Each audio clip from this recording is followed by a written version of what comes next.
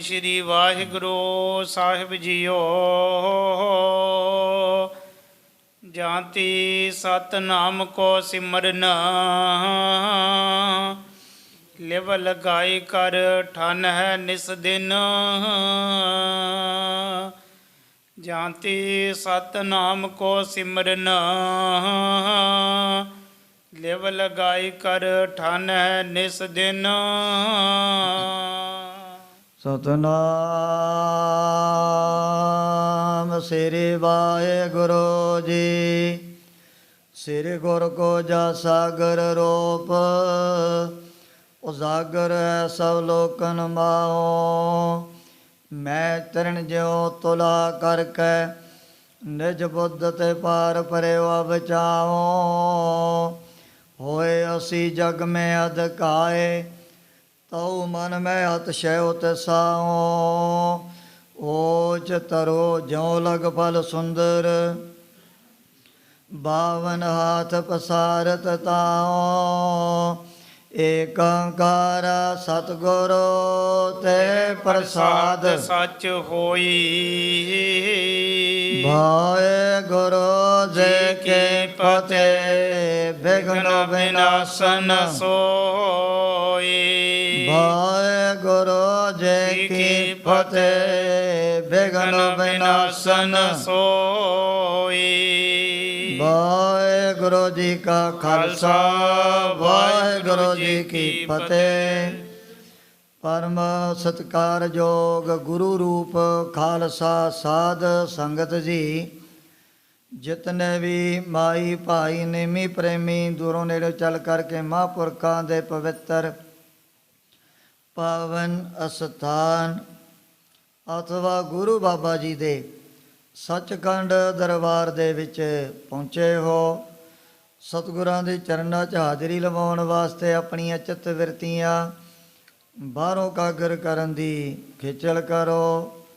ਭਗਤ ਵਸ਼ਲ ਪਤਤ ਪਾਵਨ ਦੀਨਾ ਬੰਧੂ ਤਿੰਨੇ ਲੋਕਾਂ ਦੇ ਮਾਲਕ ਸਾਂਝੇ ਰਹਿਬਰ ਨਿਰੰਕਾਰੀ ਜੋਤ ਸ੍ਰੀ ਗੁਰੂ ਗੋਬਿੰਦ ਸਿੰਘ ਜੀ ਮਹਾਰਾਜ ਦੀ ਪਾਵਨ ਕਥਾ ਚੱਲ ਰਹੀ ਹੈ।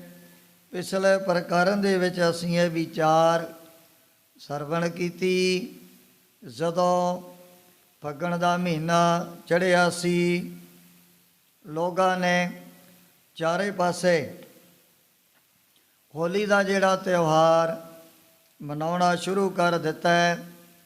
ਪਰ ਮਹਾਰਾਜ ਨੇ ਇਸ ਤਿਉਹਾਰ ਨੂੰ ਹੋਲੇ ਮਹੱਲੇ ਦੇ ਰੂਪ ਦੇ ਵਿੱਚ ਬਦਲਿਆ ਸੀ।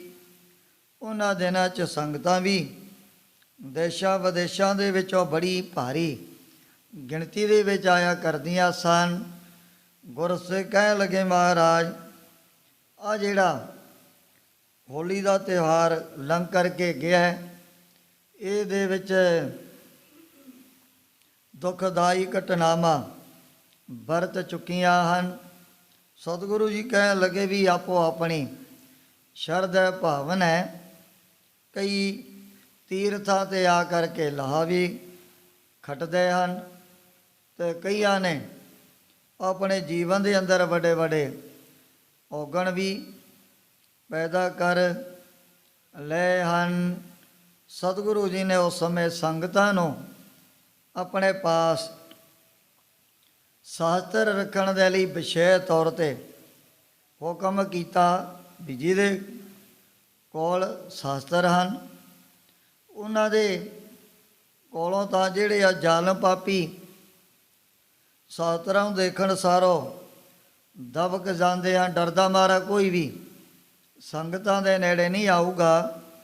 ਕੁਦਰਤੀ ਤੌਰ 'ਤੇ ਹੈ, ਜਿਹਦੇ ਪਾਸ ਨੇ ਸ਼ਾਸਤਰ, ਉਹਦੇ ਮਨ ਦੇ ਵਿੱਚ ਬੜਾ ਹੌਸਲਾ, ਬੜਾ ਧੀਰਜ ਵੀ ਆਪਣੇ ਆਪ ਹੀ ਪੈਦਾ ਹੋ ਜਾਊਗਾ। ਬੜੇ ਮੌਲਕ ਵਚਨ ਮਹਾਰਾਜ ਨੇ ਆਪਣੀ ਰਸਨਾ ਤੋਂ ਗੁਰ ਸਿੱਖਾਂ ਨੂੰ ਸੁਣਾਏ ਸਨ। ਇਤਿਹਾਦਕ ਪ੍ਰਸੰਗ ਪਿੱਛੇ ਆਇਆ।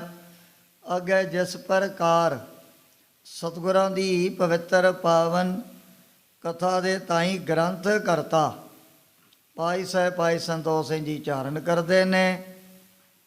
ਆਪਣੇ ਮਨਾਂ ਨੂੰ ਇਕਾਗਰ ਕਰਦੇ ਹੋਏ ਆਲਸ ਤੋਂ ਸਾਵਧਾਨ ਹੋ ਕਰਕੇ ਆਖੋ ਸਤਿਨਾਮ ਸ੍ਰੀ ਵਾਹਿਗੁਰੂ ਜੀ। ਸਤਨਾਮ ਸ਼੍ਰੀ ਵਾਹਿਗੁਰੂ ਜੀ। ਜਾਂਤੀ ਸਤਨਾਮ ਕੋ ਸਿਮਰਨ। ਉੱਥੇ ਸਤਿਗੁਰੂ ਜੀ ਨੇ ਆਪਣੇ ਪੈਰੋਕਾਰਾਂ ਨੂੰ, ਗੁਰਮੁਖਾਂ ਨੂੰ ਪਰਮਾਤਮਾ ਦਾ ਨਾਮ ਜਪਣ ਦੇ ਲਈ ਵੀ ਰਸਨਾ ਤੋਂ ਬਾਰ-ਬਾਰ ਤਾਕੀਦ ਕੀਤੀ ਹੈ। ਲਿਵ ਲਗਾਈ ਕਰ ਠਨ ਹੈ ਨਿਸ ਦਿਨ। ਜਿਹੜੇ ਪ੍ਰਭੂ ਦੇ ਸਿਮਰਨ ਦੇ ਨਾਲ ਅੱਠੇ ਪੈਰ ਦਿਨ ਰਾਤ ਲਿਵ ਲਗਾ ਕਰਕੇ ਰੱਖਦੇ ਹਨ। ਬਹਿਰ ਕਿਰਿਆ ਸਭ ਕੈਸੀ ਕਰੈ। ਭਾਵੇਂ ਉਹਨਾਂ ਦੀ ਬਾਹਰਲੀ ਕਿਰਿਆ ਜਿਉ ਮਰਜੀ ਹੋਵੇ, ਪਰ ਉਹਨਾਂ ਦੇ ਮਨ ਦੇ ਅੰਦਰ ਬੜੀਆਂ ਬਰਕਤਾਂ, ਬੜੀਆਂ ਤਾਕਤਾਂ ਆਪਣੇ ਆਪ ਹੀ ਪੈਦਾ ਹੋ ਜਾਂਦੀਆਂ ਹਨ। ਅੰਤਰ ਸਦਾ ਨਾਮ ਹਰ ਧਰੈ। ਉਹਨਾਂ ਵੱਡੇ ਭਾਗਾਂ ਵਾਲਿਆਂ ਨੇ ਪਰਮਾਤਮਾ ਦੇ ਨਾਮ ਨੂੰ ਆਪਣੇ ਹਿਰਦੇ ਦੇ ਅੰਦਰ ਸਦਾ ਦੇ ਲਈ ਵਸਾਇਆ ਹੈ। ਜਾਣੈ ਪਰਮੇਸ਼ਰ ਕੋ ਮੀਤ। ਉਹ ਫਿਰ ਭਗਵਾਨ ਨੂੰ ਆਪਣੇ ਪਿਆਰੇ ਮਿੱਤਰ ਦੋ ਦੇ ਸਮਾਨ ਜਾਣਨ ਲੱਗ ਜਾਂਦੇ ਹਨ। ਜਿਵੇਂ ਸਮਾਜ ਦੇ ਵਿੱਚ ਵੀ ਇਹ ਹਕੀਕਤ ਦੇਖਣ ਨੂੰ ਮਿਲਦੀ ਹੈ ਵੀ ਜਿਹੜਾ ਕਿਸੇ ਦਾ ਮਿੱਤਰ ਉਹ ਦੂਜੇ ਦਾ ਕਦੇ ਵੀ ਬੁਰਾ ਨਹੀਂ ਸੋਚੂ। ਜਿਹੜੇ ਨੇ ਪਰਮਾਤਮਾ ਦੀ ਭਗਤੀ ਦੇ ਨਾਲ ਬਿਰਤੀ ਲਗਾਉਣ ਵਾਲੇ ਉੱਤਮ ਅਧਿਕਾਰੀ, ਉਹ ਵੀ ਪ੍ਰਭੂ ਨੂੰ ਆਪਣੇ ਮਿੱਤਰਾਂ ਦੇ ਸਮਾਨ ਜਾਣਨ ਲੱਗ ਜਾਂਦੇ ਹਨ। ਮੀਤ ਕੇ ਕਰਤਵ ਕੁਸਲ ਸਮਾਨਾ, ਮੀਤ ਕਰੈ ਸੋਈ ਹਮ ਜਾਨਾ। ਵੀ ਜੋ ਵੀ ਪਰਮਾਤਮਾ ਨੇ ਖੇਲ ਵਰਤਾ ਤਿਤੀ ਗੁਰਮੁਖ ਤੇਰਾ ਭਾਣਾ ਪਾਵੈ, ਉਹ ਫਿਰ ਜਿਹੜੇ ਕਰਨੀ ਵਾਲੇ ਗੁਰ ਸਿੱਖ ਪਰਮਾਤਮਾ ਦੇ ਭਾਣੇ ਦੇ ਵਿੱਚ ਸਦਾ ਦੇ ਲਈ ਪ੍ਰਸੰਨ ਰਹਿੰਦੇ ਹਨ। ਕੋਈ ਵੀ ਚਿੱਤ ਦੇ ਅੰਦਰ ਉਹਨਾਂ ਦੇ ਕੋਈ ਉਹ ਜੀ ਤਰਕ ਨਹੀਂ ਪੈਦਾ ਹੁੰਦੀ ਹੈ। ਕਰਹਿ ਜੋ ਤਿਸ ਪਿਖ ਹਰਖੇ ਚੀਤ। ਜੋ ਵੀ ਭਗਵਾਨ ਨੇ ਖੇਲ ਵਰਤਾ ਦਿੱਤੀ, ਚਾਹੇ ਖੁਸ਼ੀ ਹੈ ਗਮੀ ਹੈ, ਕੋਈ ਜੰਮ ਪਿਆ ਮਰ ਗਿਆ, ਇਹੋ ਜਿਹੀਆਂ ਖੇਲਾਂ ਦੇ ਵਿੱਚ ਸਦਾ ਦੇ ਲਈ ਪ੍ਰਸੰਨ ਰਹਿੰਦੇ ਹਨ। ਭਾਣਾ ਮਨ ਹੈ ਰਹਿ ਆਨੰਦ।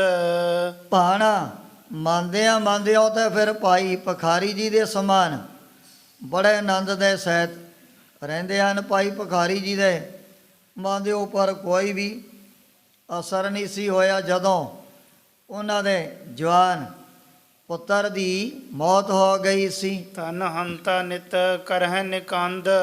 ਆ ਜਿਹੜੀ ਸਰੀਰ ਦੀ ਹੰਗਤ ਹੈ, ਇਹਨੂੰ ਤਾਂ ਫਿਰ ਉਹ ਸਦਾ ਵਾਸਤੇ ਘਟਾਉਂਦੇ ਹੀ ਰਹਿੰਦੇ ਹਨ। ਮਨ ਟਿਕ ਜਾਈ ਨਾਮ ਪਰ ਜਪੈ। ਜਦੋਂ ਆ ਜਿਹੜਾ ਚੰਚਲ ਮਨ ਪਰਮਾਤਮਾ ਦੇ ਨਾਮ ਦੇ ਵਿੱਚ ਇਕਾਗਰ ਹੋ ਜਾਏਗਾ, ਪ੍ਰਭੂ ਸਹਾਇਕ ਹੋਵੇ ਤਬੈ। ਉਹਨਾਂ ਉੱਤਮ ਜਗਿਆਸੂਆਂ ਦੇ ਪਰਮਾਤਮਾ ਸਦਾ ਦੇ ਲਈ ਸਹਾਈ ਬਣ ਜਾਂਦੇ ਹਨ। ਜਨਮ ਅਨੇਕ ਪਾਪ ਕੀ ਖੋਈ। ਜਿਵੇਂ ਭਗਤੀ ਕੀਤੀ, ਬੰਦਗੀ ਕਰਦਿਆਂ ਉਹਨਾਂ ਦੇ ਤਾਂ ਫਿਰ ਕਰੋੜਾਂ ਪਾਪ ਵੀ ਖਤਮ ਹੋ ਜਾਂਦੇ ਹਨ। ਸਕਹਿ ਪਛਾਨ ਆਤਮਾ ਜੋਈ। ਹੁਣ ਜਿਹਦਾ ਨਾਮ ਪਰਮਾਤਮਾ ਦੇ ਨਾਮ ਦੇ ਵਿੱਚ ਜੁੜ ਗਿਆ, ਉਹੀ ਫਿਰ ਆਤਮਾ ਦੀ ਪਹਿਚਾਣ ਕਰ ਸਕਦੇ ਹਨ। ਦੋਹਰਾ ਇੱਕ ਦਿਨ ਬੀਚ ਦੀਵਾਨ ਕੀ ਗੁਰੂ ਅਗਾਰੀ ਹੋਈ। ਇੱਕ ਦਿਨ ਜਦੋਂ ਸਤਿਗੁਰੂ ਜੀ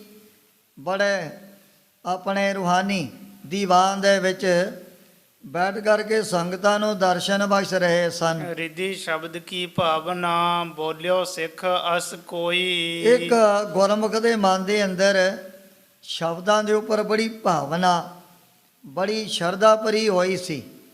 ਉਹਨੇ ਮਹਾਰਾਜ ਦੇ ਅੱਗੇ ਹੋ ਕੇ ਆਪਣੇ ਵੱਲੋਂ ਬੇਨਤੀ ਕੀਤੀ ਹੈ। ਚੌਪਾਈ ਸਾਚੇ ਪਾਤਸ਼ਾਹੋ ਗੁਰਪੂਰੀ। ਐ ਗੁਰਪੂਰੇ ਸੱਚੇ ਪਾਤਸ਼ਾਹ, ਮੈਂ ਰੋਜ਼ਾਨਾ ਹੀ ਅੰਮ੍ਰਿਤ ਵੇਲੇ ਜਾ ਕਰਕੇ ਰੱਬੀ ਬਾਣੀ ਦਾ ਜਾਪ ਕਰਦਾ ਹਾਂ। ਇੱਕ ਮੇਰੀ ਫਰਿਆਦ ਹਜੂਰੀ, ਆਪ ਦੇ ਹਜ਼ੂਰੀ ਦੇ ਵਿੱਚ ਇੱਕ ਮੈਂ ਫਰਿਆਦ ਰਜ਼ੋਈ ਬੇਨਤੀ ਕਰਨੀ ਚਾਹੁੰਦਾ ਹਾਂ। ਨਿਤ ਉਠ ਵੱਡੀ ਪ੍ਰਾਤ ਇਸ਼ਨਾਨੋ, ਜਦੋਂ ਵੀ ਬ੍ਰਹਮੁਹੂਰਤ ਦਾ ਟਾਈਮ ਹੋ ਗਿਆ ਉਸੇ ਸਮੇਂ ਮੈਂ ਇਸ਼ਨਾਨ ਕਰਕੇ ਫਿਰ ਸ੍ਰੀ ਸੁਖਮਨੀ ਸਾਹਿਬ ਦਾ ਜਾਪ ਕਰਨ ਲੱਗ ਜਾਂਦਾ ਹਾਂ। ਪਾਠ ਸੁਖਮਨੀ ਸਦਾ ਬਖਾਨੋ, ਇਹ ਮੇਰਾ ਰੋਜ਼ਾਨਾ ਦਾ ਨਿਯਮ ਬਣਾਇਆ ਹੋਇਆ ਵੀ ਅੰਮ੍ਰਿਤ ਵੇਲੇ ਜਾ ਕਰਕੇ ਪਹਿਲਾਂ ਮੈਂ ਸ੍ਰੀ ਸੁਖਮਨੀ ਸਾਹਿਬ ਦਾ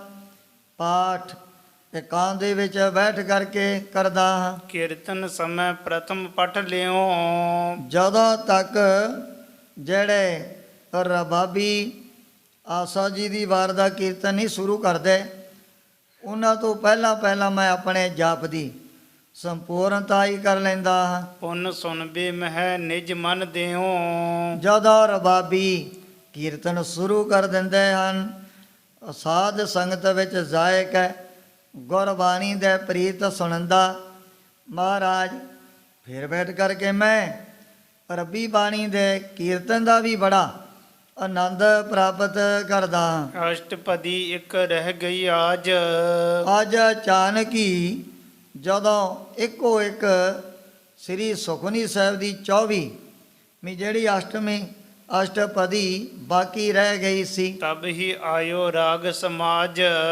ਉਸੇ ਬਾਤ ਜਿਹੜੇ ਰਬਾਬੀ ਗੁਰ ਸਿੱਖ ਆਪਣੇ ਸਾਜ ਲੈ ਕਰਕੇ ਪਹੁੰਚ ਗਏ ਸਨ। ਮੈਂ ਰਾਗੀਨ ਸੰਗ ਬਹੁ ਕਹਿਓ, ਉਸ ਸਮੇਂ ਮੈਂ ਰਬਾਬੀਆਂ ਦੇ ਅੱਗੇ ਦੋਵੇਂ ਹੱਥ ਜੋੜ ਕਰਕੇ ਬੇਨਤੀ ਕੀਤੀ ਵੀ ਮੇਰੀ ਕੇਵਲ ਤੇ ਕੇਵਲ ਇੱਕ 24ਵੀਂ ਜਿਹੜੀ ਅਸ਼ਟਪਦੀ ਬਾਕੀ ਰਹਿੰਦੀ ਹੈ ਮੈਨੂੰ ਆ ਪੂਰੀ ਕਰਨ ਲੈਂਦੇ ਹੋ ਫਿਰ ਤੁਸੀਂ ਆਪਣਾ ਉਲਾਈ ਬਾਣੀ ਦਾ ਕੀਰਤਨ ਆਰੰਭ ਕਰ ਦੇਣਾ ਹੈ। ਪਾਠ ਕਰਨ ਥੋਰੋ ਅਬ ਰਹਿਓ, ਥੋੜਾ ਜਿਹਾ ਜਿਹੜਾ ਮੇਰਾ ਸ੍ਰੀ ਸੁਖਮਨੀ ਸਾਹਿਬ ਦਾ ਪਾਠ ਬਾਕੀ ਰਹਿ ਗਿਆ ਸੀ ਭੋਗ ਸੁਖਮਨੀ ਲੇਵੋਂ ਪਾਈ, ਇੱਕੋ ਵਾਰੀ ਮੈਨੂੰ ਸੰਪੂਰਨਤਾ ਹੀ ਕਰਨ ਦਿਓ ਜ਼ਿਆਦਾ ਕੋਈ ਟਾਈਮ ਵੀ ਨਹੀਂ ਲੱਗੇਗਾ। ਪੀਛਾ ਕੀਰਤਨਾ ਕਰੋ ਬਨਾਈ, ਉਹ ਤੋਂ ਬਾਅਦ ਜਿਤਨਾ ਟਾਈਮ ਤੁਹਾਡੀ ਮਰਜ਼ੀ ਹੈ ਉਸੇ ਤਰ੍ਹਾਂ ਆਪਣਾ ਉਲਾਈ ਬਾਣੀ ਦਾ ਕੀਰਤਨ ਕਰ ਲੈਣਾ ਹੈ। ਬਹੁ ਕਹਿ ਰਹਿਓ ਨਾ ਕੈਸੇ ਮਾਨਿਓ, ਮਹਾਰਾਜ ਮੈਂ ਬਥੇਰੀਆਂ ਬੇਨਤੀਆਂ ਕੀਤੀਆਂ ਉਹਨਾਂ ਦੇ ਅੱਗੇ ਪਰ ਰਬਾਬੀਆਂ ਨੇ ਮੇਰੀ ਕੋਈ ਵੀ ਪਰਵਾਹ ਨਹੀਂ ਕੀਤੀ ਸੀ। ਨਹੀਂ ਸੁਖਮਨੀ ਭੋਗ ਬਖਾਨਿਓ, ਸੱਚੇ ਪਾਤਸ਼ਾਹ ਗਰੀਬ ਨਵਾਜ ਉਹਨਾਂ ਨੇ ਸ੍ਰੀ ਸੁਖਮਨੀ ਸਾਹਿਬ ਦਾ ਜਿਹੜਾ ਜਾਪ ਮੈਨੂੰ ਸੰਪੂਰਨ ਨਹੀਂ ਕਰਨ ਦਿੱਤਾ ਸੀ। ਸਾਜ ਬਜਾਈ ਸੋ ਰਾਗ ਉਚਾਰਾ, ਔਰ ਸਾਰ ਉਹਨਾਂ ਨੇ ਫਿਰ ਸਾਜ ਵਜਾ ਕਰਕੇ ਕੀਰਤਨ ਆਰੰਭ ਕਰ ਦਿੱਤਾ ਸੀ। ਕਰਿਓ ਕੀਰਤਨ ਸਭਾ ਮਝਾਰਾ, ਜਿੱਥੇ ਹੁਣ ਬੜੀਆਂ ਸੰਗਤਾਂ ਰੋਜ਼ਾਨਾ ਅੰਮ੍ਰਿਤ ਵੇਲੇ ਕੀਰਤਨ ਦਾ ਆਨੰਦ ਮਾਣਨ ਵਾਸਤੇ ਗੁਰੂ ਕੇ ਦਰਬਾਰ ਦੇ ਵਿੱਚ ਆਇਆ ਕਰਦੀਆਂ ਸਨ। ਤਬ ਮੈਂ ਕਹੀਓ ਤੁਮੈ ਤਨਖਾਹ, ਉਸ ਸਮੇਂ ਮੈਂ ਉਹਨਾਂ ਰਬਾਬੀਆਂ ਨੂੰ ਕਿਹਾ ਵੀ ਮੈਂ ਸਤਿਗੁਰੂ ਜੀ ਦੇ ਪਾਸ ਤੁਹਾਡੀ ਸ਼ਿਕਾਇਤ ਕਰਕੇ ਤਨਖਾਹ ਲਗਵਾਵਾਂਗਾ। ਲਗਵਾਵੋਂ ਕਹਿ ਸ੍ਰੀ ਗੁਰ ਪਾਹਾ, ਜਦੋਂ ਸਤਿਗੁਰੂ ਜੀ ਦੀਵਾਨ ਦੇ ਵਿੱਚ ਆ ਕਰਕੇ ਬੈਠ ਗਏ ਫਿਰ ਮੈਂ ਬੇਨਤੀ ਕਰਕੇ ਤੁਹਾਨੂੰ ਜ਼ਰੂਰ ਤਨਖਾਹ ਲਗਵਾਉਣੀ ਹੈ। ਸਾਚੇ ਪਾਤਸ਼ਾਹੋ ਪ੍ਰਭ ਪੂਰੀ, ਇਸ ਪ੍ਰੇਮੀ ਨੇ ਜਦੋਂ ਦੀਨ ਦੁਨੀਆ ਦੇ ਮਾਲਿਕ ਦਸ਼ਮੇਸ਼ ਪਿਤਾ ਦੇ ਅੱਗੇ ਆਪਣੀ ਫਰਿਆਦ ਕੀਤੀ ਸੀ ਕਰੀਏ ਮੇਰੋ ਨਿਆਉ ਹਦੂਰੀ, ਐ ਗਰੀਬ ਨਵਾਜ ਸੱਚੇ ਪਾਤਸ਼ਾਹ ਵੀ ਮੈਂ ਵੀ ਆਪਦੇ ਪਾਸੋਂ ਇਹ ਨਿਆਂ ਕਰਵਾਉਣਾ ਚਾਹੁੰਦਾ ਹਾਂ। ਸ੍ਰੀ ਮੁਖ ਤੇ ਮੁਸਕਾਏ ਬਖਾਨਾ, ਉਸ ਸਮੇਂ ਦਸ਼ਮੇਸ਼ ਪਿਤਾ ਨੇ ਬੜੇ ਸੁੰਦਰ ਨੂਰਾਨੀ ਚਿਹਰੇ ਤੋਂ ਮੁਸਕਰਾਉਂਦਿਆਂ ਹੋਇਆਂ ਇਹ ਬਚਨ ਕੀਤੇ ਸਨ। ਭਾਈ ਸਿੱਖਾ ਸੁਨੋ ਸੋ ਜਾਨਾ, ਇਹ ਗੁਰਮੁਖਾ ਪਹਿਲੇ ਸਾਡੇ ਜਿਹੜੇ ਬਚਨ ਬੜੇ ਧਿਆਨ ਦੇ ਨਾਲ ਸੁਣਨਾ ਕਰ। ਨਹਿ ਜਾਨੋ ਰਾਗੀ ਤਨਖਾਹੀ, ਇਹਨਾਂ ਰਬਾਬੀਆਂ ਨੂੰ ਕੋਈ ਵੀ ਤਨਖਾਹ ਜਾਂ ਡੰਡ ਨਹੀਂ ਲਗਾਇਆ ਜਾ ਸਕਦਾ ਹੈ। ਗੁਰਬਾਣੀ ਮਹਿ ਗਾਵਨ ਜਾਹੀ। ਜਿਹੜੇ ਹੁਣ ਆ ਕਰਕੇ ਰੋਜ਼ਾਨਾ ਸੰਗਤਾਂ ਨੂੰ ਅੰਮ੍ਰਿਤਮਈ ਬਾਣੀ ਦਾ ਕੀਰਤਨ ਸੁਣਾਉਂਦੇ ਨੇ, ਉਹਨਾਂ ਨੂੰ ਦੱਸ ਤਨਖਾਹ ਕਿਵੇਂ ਲਗਾਈ ਜਾ ਸਕਦੀ ਹੈ। ਹਰ ਜਸ ਸੁਣਤੇ ਬਾਤ ਚਲਾਵੇ। ਜਿਹੜੇ ਅਣਜਾਣ ਲੋਕ ਹਰ ਜਾ ਸੁਣਤੇ ਬਾਤ ਚਲਾਵੇ, ਚਾਹੇ ਕੀਰਤਨ ਹੁੰਦਾ ਹੈ, ਚਾਹੇ ਅਰਬੀ ਬਾਣੀ ਦੀ ਕਥਾ ਕਿਤੇ ਵੀ ਹੋ ਰਹੇ, ਜਿਹੜੇ ਆ ਕਰਕੇ ਉਸੇ ਤਰ੍ਹਾਂ ਆਪਣੀਆਂ ਉਹ ਜਿਹੜੀਆਂ ਬੜੀਆਂ ਦੁਨਿਆਵੀ ਗੱਲਾਂ ਵਿੱਚ ਹੀ ਆ ਕਰਕੇ ਕਰਨ ਲੱਗ ਜਾਂਦੇ ਹਨ, ਉਹ ਤਾਂ ਹੁੰਦੇ ਨੇ ਤਨਖਾਹ ਲਗਾਉਣ ਦੇ ਯੋਗ ਵੀ ਇਹਨਾਂ ਨੇ ਆ ਕਰਕੇ ਸੰਗਤਾਂ ਦੇ ਆਨੰਦ ਦੇ ਵਿੱਚ ਬੜੀ ਭੰਗਣਾ ਪਾ ਦਿੱਤੀ ਹੈ। ਬਹੁਤ ਤਨਖਾਹੀ ਵੱਡਾ ਕਹਾਵੇ।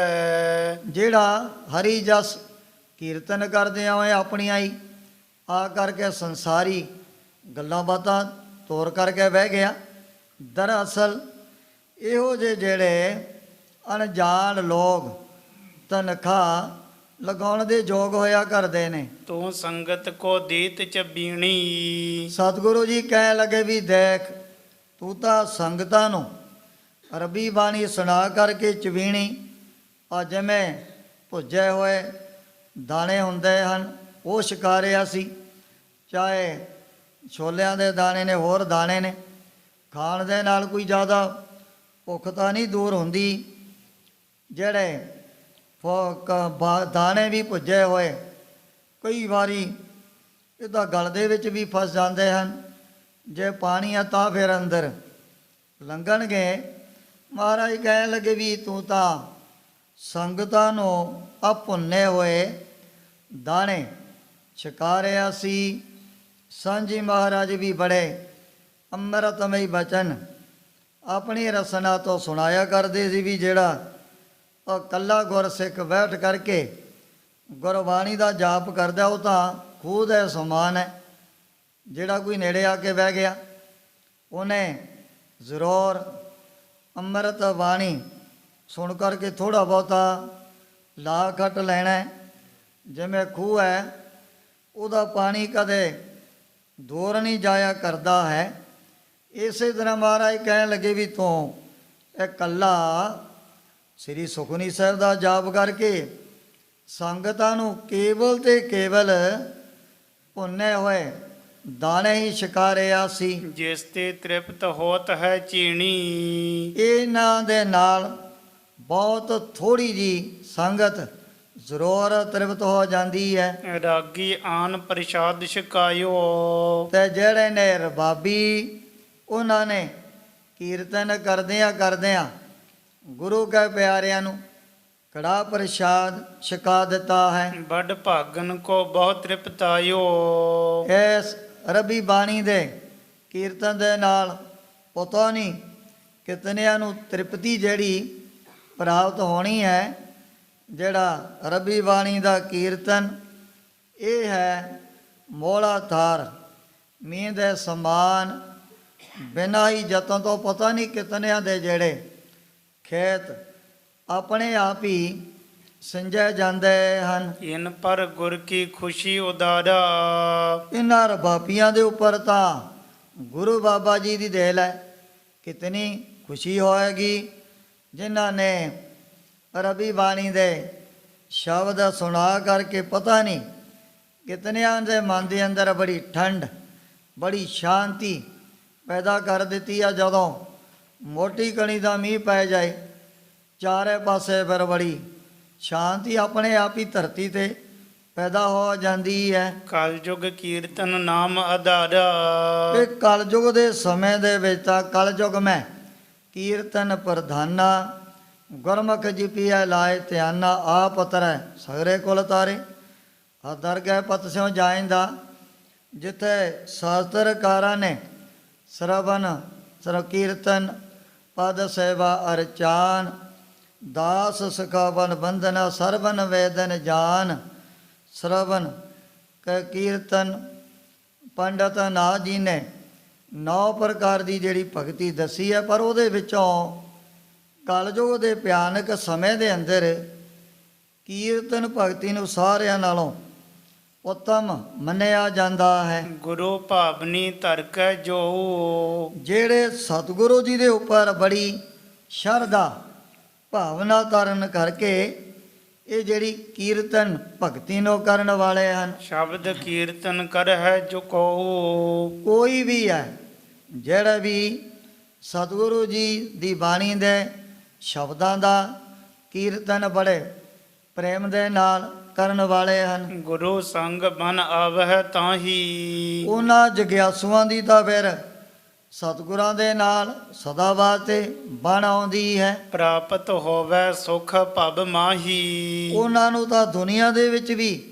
ਬੜੇ ਜਿਹੜੇ ਸੁੱਖ ਪ੍ਰਾਪਤ ਹੋ ਜਾਂਦੇ ਹਨ। ਤਜ ਵਿਕਾਰ ਕੋ ਗਵਹਿ ਨਾਦ ਜਿਹੜੇ ਮਨ ਦੇ ਵਿੱਚੋਂ ਵਿਸ਼ੇ ਵਾਸਨਾ ਨੂੰ ਦੂਰ ਕਰਕੇ ਨਿਸ਼ਕਾਮ ਔਰ ਰੱਬੀ ਬਾਣੀ ਦਾ ਕੀਰਤਨ ਕਰਦੇ ਹਨ। ਬੰਧਨ ਟੁੱਟਹਿ ਗੁਰ ਪ੍ਰਸਾਦ ਗੁਰੂ ਦੀ ਕਿਰਪਾ ਦੁਆਰਾ ਉਹ ਫਿਰ ਆਪਣੇ ਆ ਜਿਹੜੇ ਜਨਮ ਮਰਨ ਦੇ ਵੱਡੇ ਵੱਡੇ ਬੰਧਨ ਵੀ ਕੱਟ ਲੈਂਦੇ ਹਨ। ਸੁਨਹਿ ਪ੍ਰੇਮ ਧਰ ਫੇਰ ਨਾ ਫੇਰਾ ਜਿਨ੍ਹਾਂ ਨੇ ਪ੍ਰੇਮ ਧਾਰਨ ਕਰਕੇ ਪ੍ਰਭ ਕੀ ਉਸਤਤ ਕਰੋ ਸੰਤ ਮੀਤ ਸਾਵਧਾਨ ਇਕਾਗਰ ਚੀਤ, ਉਹ ਫਿਰ ਦੁਨੀਆ ਦੇ ਵਿੱਚ ਜਿਹੜੇ ਆਪਣੇ ਆਉਣ ਜਾਣ ਦੇ ਫੇਰੇ ਵੱਡੇ ਵੱਡੇ ਜਿਹੜੇ ਚੱਕਰ ਇਸ ਪ੍ਰਾਣੀ ਨੂੰ ਪਏ ਹੀ ਰਹਿੰਦੇ ਹਨ, ਕਦੇ ਜੰਮ ਪਿਆ ਕਦੇ ਮਰ ਗਿਆ।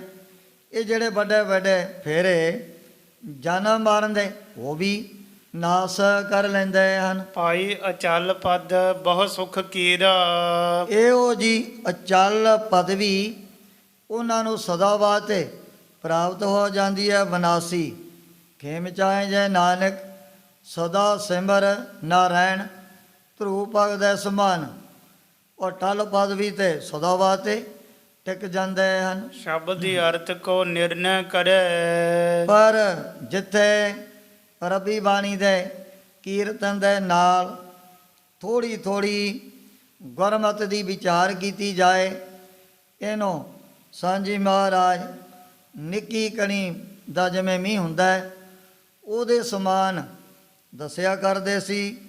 ਨਿੱਕੀ ਨਿੱਕੀ ਕਣੀ ਜਿਵੇਂ ਜਿਵੇਂ ਪਈ ਜਾਂਦੀ ਆ ਉਹ ਸਾਰਾ ਪਾਣੀ ਧਰਤੀ ਦੇ ਵਿੱਚ ਹੀ ਸਮੀ ਜਾਊ। ਇਸ ਦਾ ਫਸਲਾਂ ਨੂੰ ਬਹੁਤ ਜ਼ਿਆਦਾ ਲਾਭ ਹੋਇਆ ਕਰਦਾ ਹੈ। ਅਤੇ ਜਿਹੜੀ ਹੈ ਮੋਲਾਤਾਰ ਵਰਖਾ ਕਈ ਵਾਰੀ ਜਿਹੜੇ ਵੱਡੇ ਵੱਡੇ ਟਿੱਬੇ ਨੇ ਉਹਨਾਂ ਤੋਂ ਪਾਣੀ ਟਲ ਕਰਕੇ ਨੀਵੀਆਂ ਥਾਂ 'ਤੇ ਆਪਣੇ ਆਪ ਹੀ ਆ ਜਾਇਆ ਕਰਦਾ ਹੈ।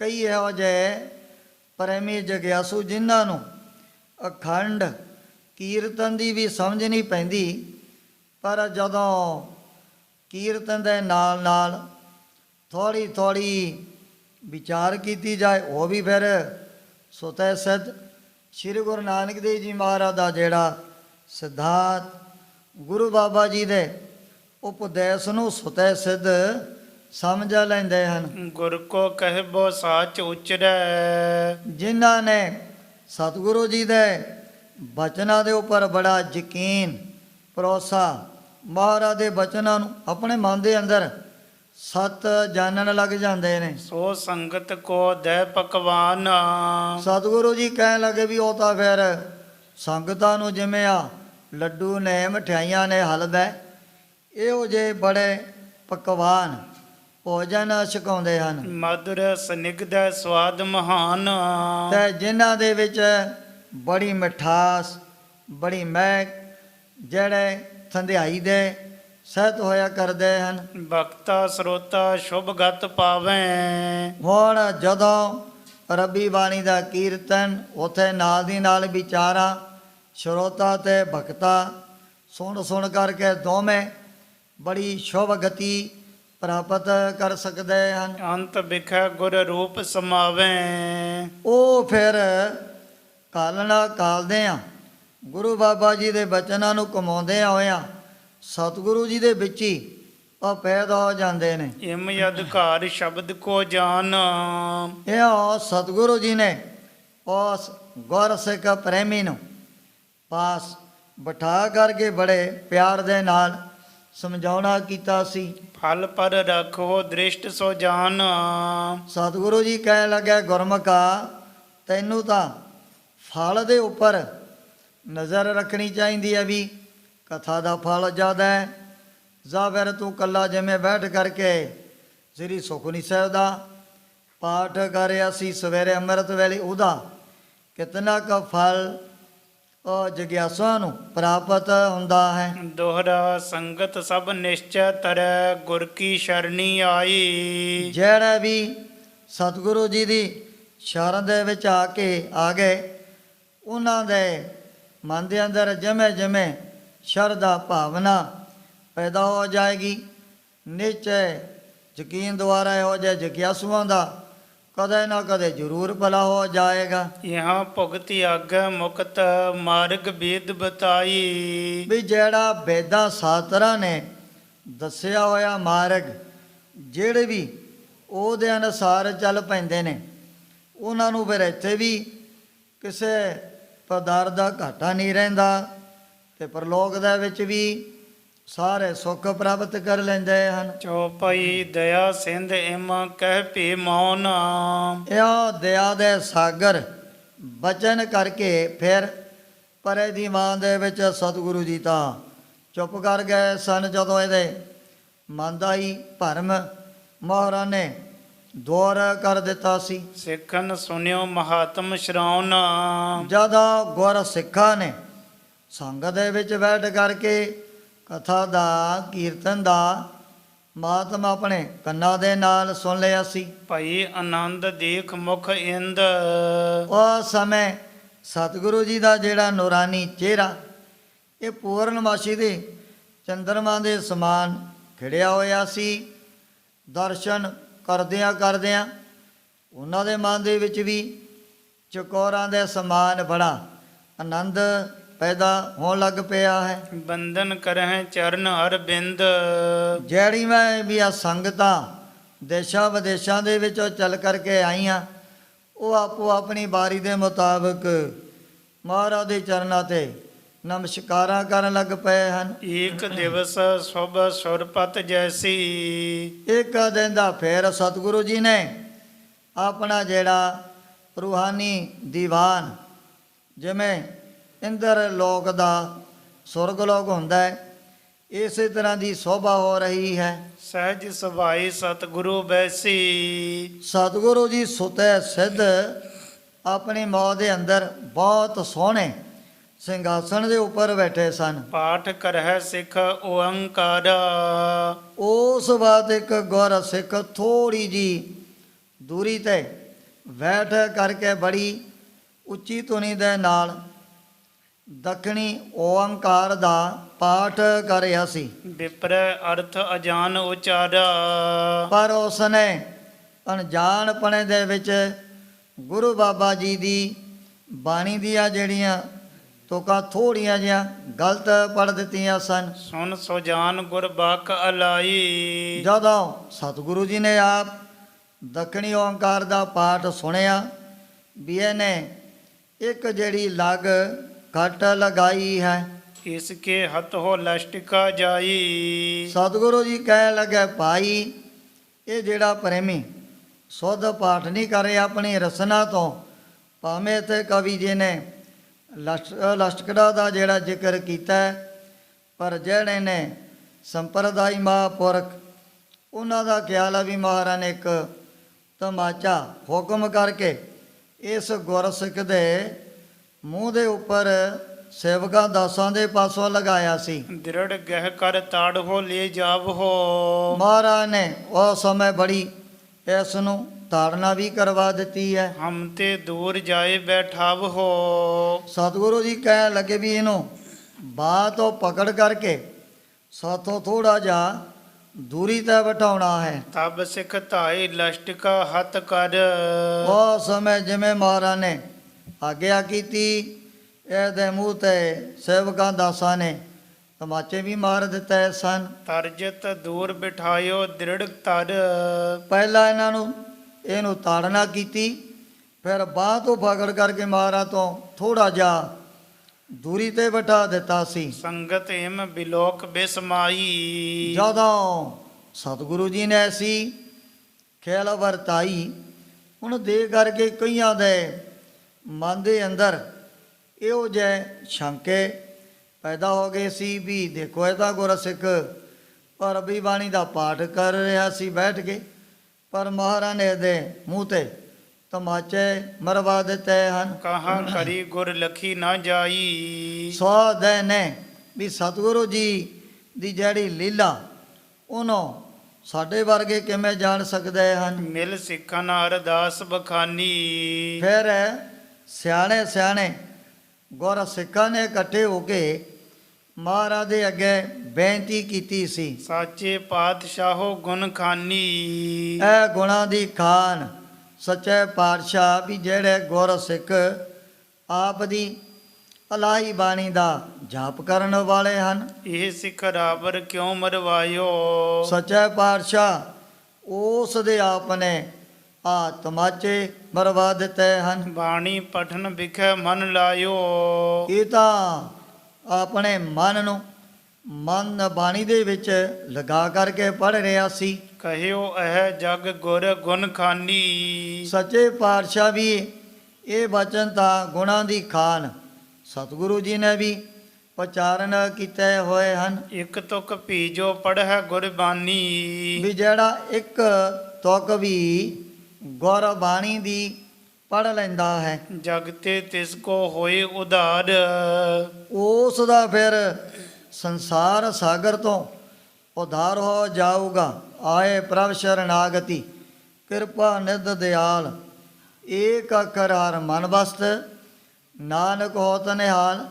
ਕਿਤੇ ਕਤੁਕ ਇੱਕ ਅੱਖਰ ਮਨ ਦੇ ਵਿੱਚ ਵਸ ਗਿਆ, ਉਹ ਤਾਂ ਫਿਰ ਵੱਡੇ ਵੱਡੇ ਦੁੱਖਾਂ ਤੋਂ ਹੀ ਸਦਾ ਵਾਸਤੇ ਰਹਿਤ ਹੋ ਜਾਂਦੇ ਹਨ।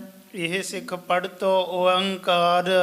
ਸੱਚੇ ਪਾਤਸ਼ਾਹ ਇਹ ਜਿਹੜੇ ਪ੍ਰਵਚਨ ਸਤਿਗੁਰਾਂ ਨੇ ਆਪਣੀ ਰਸਨਾ ਤੋਂ ਉਚਾਰਨ ਕੀਤੇ ਹੋਏ ਹਨ, ਤਿਸ ਪਰ ਮਾਰ ਲਾਠੀਆਂ ਖਾਈ। ਪਰ ਇਹਨੇ ਵਿਚਾਰੇ ਨੇ ਆਪਦੇ ਨੇੜੇ ਹੋ ਕਰ ਕੀਆ ਤਮਾਚਿਆਂ ਦੀ ਮਾਰ ਖਾ ਲਈ ਹੈ। ਤਉ ਉਧਾਰ ਹੋਈ ਕਿਮ ਬਨ ਆਈ। ਸੱਚੇ ਪਾਤਸ਼ਾਹ ਵੀ ਫਿਰ ਗੁਰਬਾਣੀ ਦਾ ਜੋ ਜਾਪ ਕਰਨ ਵਾਲੇ ਨੇ, ਜੋ ਪੜ੍ਹਨ ਵਾਲੇ ਨੇ, ਉਹਨਾਂ ਦੀ ਕਲਿਆਣ ਕਿਵੇਂ ਹੋ ਸਕਦੀ ਹੈ। ਸ਼੍ਰੀ ਮੁਖ ਤੇ ਮੁਸਕਾਏ ਬਖਾਨੀ। ਉਹ ਸਮੇਂ ਫਿਰ ਸਤਿਗੁਰੂ ਜੀ ਨੇ ਆਪਣੇ ਸੁੰਦਰ ਨੂਰਾਨੀ ਚਿਹਰੇ ਤੋਂ ਮੁਸਕਰਾਉਂਦਿਆਂ ਹੋਏ ਪ੍ਰਵਚਨ ਕੀਤੇ ਸੀ। ਅਰਥ ਖੋਜ ਇਨ ਪਠੀ ਨਾ ਬਾਨੀ। ਭਾਈ ਐਸ ਗੁਰ ਸਿੱਖ ਨੇ ਗੁਰੂ ਬਾਬਾ ਜੀ ਦੇ ਬਚਨਾਂ ਨੂੰ ਧਿਆਨ ਦੇ ਨਾਲ ਨਹੀਂ ਪੜਿਆ ਸੀ। ਆਨੋ ਅਬੈ ਹਜੂਰ ਹਕਾਰੋ। ਸਤਿਗੁਰੂ ਜੀ ਕਹਿ ਲਗੇ ਵੀ ਇਸ ਪ੍ਰੇਮੀ ਨੂੰ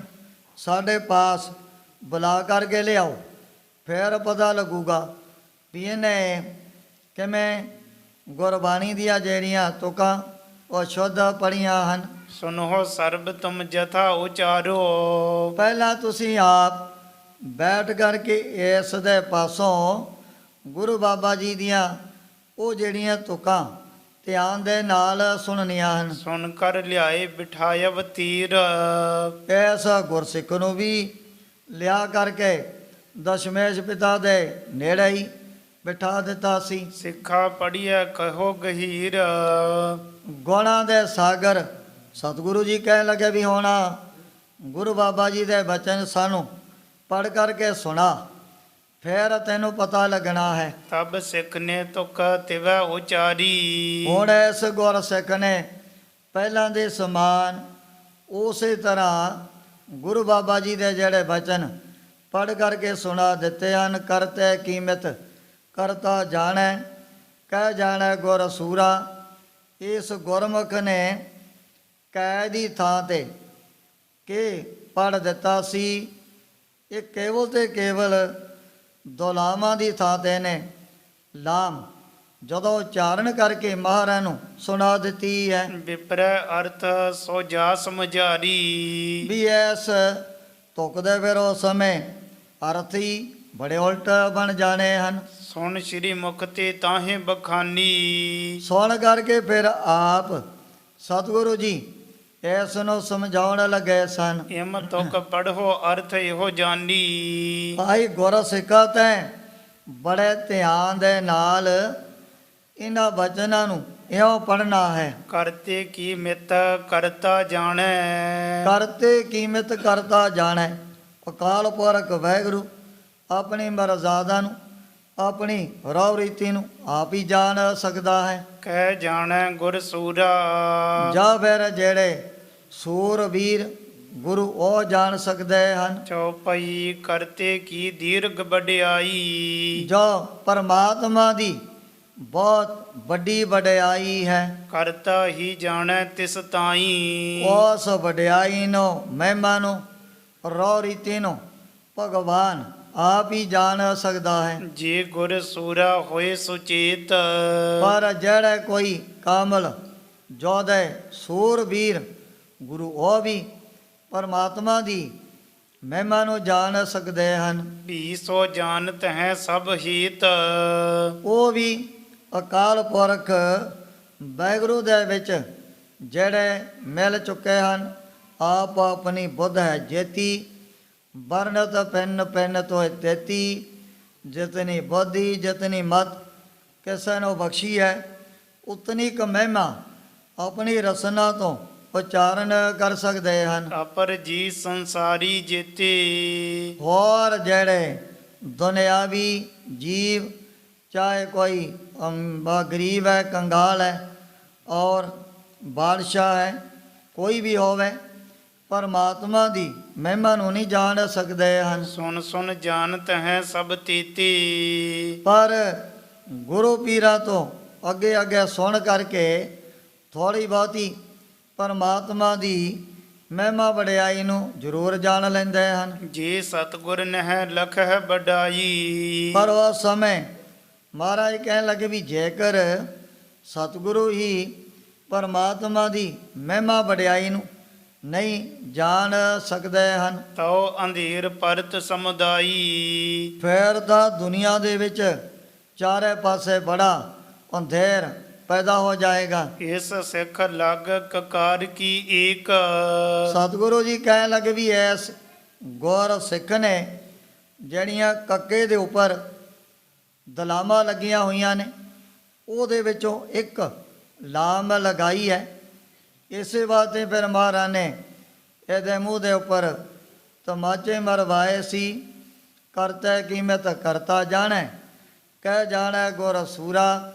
ਪਰ ਇਸ ਗੁਰ ਸਿੱਖ ਨੇ ਪੜ੍ਹਿਆ ਕਰਤੇ ਕੀਮਤ ਕਰਤਾ ਜਾਣੈ ਕਿ ਜਾਣੈ ਗੁਰ ਸੂਰਾ, ਵੀ ਜਿਹੜੇ ਸੂਰਬੀਰ ਗੁਰੂ ਕਦੇ ਵੀ ਕਰਤੇ ਦੀ ਮਹਿਮਾ ਨੂੰ ਕੀ ਜਾਣ ਸਕਦੇ ਹਨ, ਉਹਨਾਂ ਨੂੰ ਕੋਈ ਵੀ ਪਤਾ ਨਹੀਂ ਲੱਗਣਾ ਹੈ। ਪਠਨ ਕਰੀ ਬਿਨ ਸਮਤ ਵਿਵੇਕ। ਪਰ ਇਸ ਨੇ ਬਿਨਾਂ ਵਿਚਾਰੇ ਸ੍ਰੇਸ਼ਟ ਬੁੱਧੀ ਤੋਂ ਹੀਣਾ ਹੋਣ ਦੇ ਕਾਰਨ ਇੱਕ ਜਿਹੜਾ ਕੰਨਾ ਘੱਟ ਲਗਾ ਦਿੱਤਾ ਹੈ। ਵਿਪਰ ਅਰਥ ਪਠਿਓ ਪਹਿਚਾਨੋ। ਹੁਣ ਇਸ ਦੇ ਤਾਂ ਬੜੇ ਅਨਰਥ ਹੀ ਹੋ ਗਏ ਹਨ। ਕਰਤੇ ਕੀ ਮਿਤ ਕਰਤਾ ਜਾਣੈ। ਹੁਣ ਪਰਮਾਤਮਾ ਆਪਣੀ ਮਹਿਮਾ ਨੂੰ, ਆਪਣੀ ਮਰਜ਼ਾਦਾ ਨੂੰ ਆਪ ਹੀ ਜਾਣ ਸਕਦਾ ਹੈ। ਗੁਰ ਸੂਰਾ ਕਿਆ ਜਾਣੈ ਕੋਈ। ਇਹਦੇ ਅਰਥ ਬਣ ਗਏ ਵੀ ਜਿਹੜੇ ਪੂਰੇ ਗੁਰੂ ਉਹ ਕਿਵੇਂ ਪ੍ਰਭੂ ਦੀ ਮਹਿਮਾ ਨੂੰ ਜਾਣ ਸਕਦੇ ਹਨ। ਇਮ ਅਨਰਥ ਪੜ ਕੀਨੋ ਸੋਈ। ਸਤਿਗੁਰੂ ਜੀ ਕਹਿ ਲੱਗੇ ਵੀ ਇਹ ਤਾਂ ਫਿਰ ਤੈਂ ਉਲਟਾ ਹੀ ਅਰਥ ਬਣਾ ਦਿੱਤਾ ਹੈ। ਤਉ ਗੁਰ ਸ਼ਰਣੀ ਸਿੱਖ ਕਿਉ ਜਾਈ। ਫਿਰ ਗੁਰ ਸਿੱਖਾਂ ਨੂੰ ਗੁਰੂ ਦੀ ਸ਼ਰਨ ਦੇ ਵਿੱਚ ਜਾਣ ਦਾ ਫਾਇਦਾ ਕੀ ਹੋਵੇਗਾ ਜੇ ਕੋਈ ਮਹਿਮਾ ਹੀ ਨਹੀਂ ਜਾਣ ਸਕਦੇ ਹਨ। ਕਰਤੇ ਕੀ ਮਿਤ ਲਖ ਨ ਸਕਾਈ। ਜੇਕਰ ਗੁਰੂ ਪੀਰ ਵੀ ਪਰਮਾਤਮਾ ਦੀ ਰੌ ਰੀਤੀ ਜੋ ਦੀ ਮਰਜ਼ਾਦਾ ਉਹਨੂੰ ਨਹੀਂ ਜਾਣ ਸਕਦੇ ਹਨ। ਸਿੱਖੋ ਸੁਨੋ ਸੀਖ ਇਹੋ ਮੇਰੀ। ਉਸ ਸਮੇਂ ਦਸ਼ਮੇਸ਼ ਪਿਤਾ ਕਹਿਣ ਲੱਗੇ ਸੁਨੋ ਸਿੱਖ ਸੀਖੇ ਮੇਰੀ। ਇਹ ਸਿੱਖਿਆ, ਇਹ ਉਪਦੇਸ਼ ਸਤਿਗੁਰੂ ਜੀ ਨੇ ਆਪਣੀ ਰਸਨਾ ਤੋਂ ਬਖਸ਼ਿਆ ਸੀ। ਬਾਣੀ ਪੜ੍ਹੋ ਸੁਧ ਗੁਰ ਵੀ ਕੇਰੀ। ਜਦੋਂ ਤੁਸੀਂ ਸਤਿਗੁਰੂ ਜੀ ਦੀ ਬਾਣੀ ਨੂੰ ਸ਼ੁੱਧ ਕਰਕੇ ਪੜੋਗੇ, ਪੜੈ ਮਹਾਤਮ ਲਹਿ ਵਿਸਾਲ। ਪੜ੍ਹਨ ਦੇ ਨਾਲ ਬੜਾ ਫਲ, ਬੜਾ ਮਹਾਤਮ ਤੁਹਾਨੂੰ ਪ੍ਰਾਪਤ ਹੋ ਜਾਣਾ ਹੈ। ਹਾਲਤ ਪਲਤ ਮਹਿ ਹੋਏ ਨਿਹਾਲ। ਉਹ ਫਿਰ ਦੀਨ ਔਰ ਦੁਨੀਆ ਦੇ ਵਿੱਚ ਸਦਾ ਵਾਸਤੇ ਹੀ ਨਿਹਾਲ ਹੋ ਜਾਂਦੇ ਹਨ। ਉਹ ਸਮੇਂ ਗੁਰ ਸਿੱਖਾਂ ਨੇ ਬੇਨਤੀ ਕੀਤੀ, ਗਰੀਬ ਨਵਾਜ਼ ਸੱਚੇ ਪਾਤਸ਼ਾਹ, ਵੀ ਜੇਕਰ ਅਰਥ ਬਹੁਤ ਤੋਂ ਬਗੈਰ ਤਾਂ ਬਾਣੀ ਦੇ ਪ੍ਰਥਾਏ ਸ਼ੁੱਧੀ ਔਰ ਸ਼ੁੱਧੀ ਦਾ ਕੋਈ ਵੀ ਨਹੀਂ ਪਤਾ ਲੱਗੇਗਾ। ਉਹ ਸਮੇਂ ਸਤਿਗੁਰੂ ਜੀ ਕਹਿ ਲਗੇ, ਭਾਈ ਕੋਈ ਗੱਲ ਨਹੀਂ, ਸਮਾਂ ਆਊ ਤੇ ਅਸੀਂ ਫਿਰ ਖਾਲਸੇ ਨੂੰ ਗੁਰਬਾਣੀ ਦੇ ਅਰਥ ਵੀ ਪੜ੍ਹਾ ਦੇਵਾਂਗੇ। ਹੁਣ ਤਾਂ ਜੰਗਾ ਯੁੱਧਾਂ ਦਾ ਸਮਾਂ ਬਣਿਆ ਹੋਇਆ ਹੈ। ਫਿਰ ਸਤਿਗੁਰੂ ਜੀ ਨੇ ਦਮਦਮਾ ਸਾਹਿਬ ਗੁਰੂ ਕੀ ਕਾਂਸੀ ਖਾਲਸੇ ਨੂੰ ਗੁਰਬਾਣੀ ਦੇ ਜਿਹੜੇ ਅਰਥ ਪੜ੍ਹਾਏ ਸਨ, ਉੱਥੋਂ ਹੀ ਜਿਹੜੀਆਂ ਇਹ ਸਿੱਖ ਜਗਤ ਦੀਆਂ 2 ਟਕਸਾਲਾਂ ਆਰੰਭ ਹੋਈਆਂ ਸਨ। ਸੋ ਹੁਣ ਜਿਸ ਪ੍ਰਕਾਰ ਸਤਿਗੁਰੂ ਜੀ ਨੇ ਹੋਰ ਵੀ ਅੰਮ੍ਰਿਤਮਈ ਬਚਨ ਆਪਣੀ ਰਸਨਾ ਤੋਂ ਸੰਗਤਾਂ ਨੂੰ ਸੁਣਾਉਣੇ ਨੇ, ਉਸ ਪ੍ਰਸੰਗ ਦੀ ਵਿਚਾਰ ਅੱਗੇ ਕੀਤੀ ਜਾਏਗੀ। ਇਉਂ ਸ੍ਰੀ ਗੁਰੂ ਗੋਬਿੰਦ ਸਿੰਘ ਜੀ ਮਹਾਰਾਜ ਗੁਰਤਾ ਗੱਦੀ 'ਤੇ ਬਿਰਾਜਮਾਨ ਹੋ ਕਰਕੇ ਆਪਣੇ ਪਵਿੱਤਰ ਉਪਦੇਸ਼ ਅਤੇ ਦਰਸ਼ਨਾਂ ਦੁਆਰਾ ਬੜ ਭਾਗੇ ਗੁਰ ਸਿੱਖਾ ਤਾਈ ਨੇ ਹਾਲ ਕਰ ਰਹੇ ਨੇ। ਪੜੈ ਮਹਾਤਮ ਲਹਿ ਵਿਸਾਲ। ਹਾਲਤ ਪਲਤ ਮਹਿ ਹੋਈ ਨਿਹਾਲ। ਪੜੈ ਮਹਾਤਮ ਲਹਿ ਵਿਸਾਲ। ਹਾਲਤ ਪਲਤ ਮਹਿ ਹੋਈ ਨਿਹਾਲ। ਹੇ ਚੌਥੇ ਪਾਰ ਬ੍ਰਹਮ ਅਵਨਾਸੀ ਅਗਨਾਸ। ਅਗਨਾਸ।